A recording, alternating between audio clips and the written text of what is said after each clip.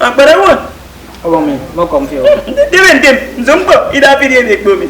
Obo mi no mi se tero. Go mo se fo go na mi. Obo mi.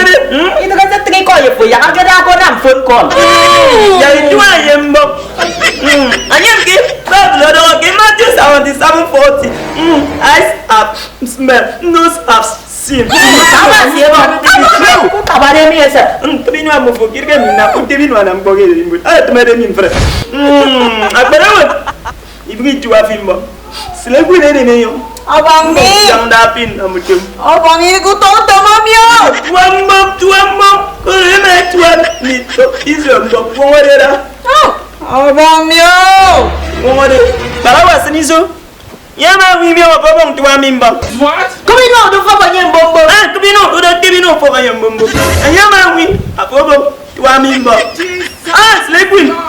Swane bi. Tuwa mimba. Anaswan. Mimbo. Emi wure kondo. Imi om you tell me no. Obo mi ma pa. Me.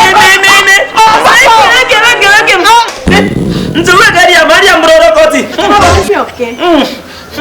Akpere wa ni mo baba. Chai. Obo mi. Na ma ba ngoko. Obo mi. Mbodo ko yedi ko na be. Yeah, alright, thank you very much for watching Love Nation Entertainment. See you next Saturday. Before I come is always drop on Saturday, but any other video might be dropped any day.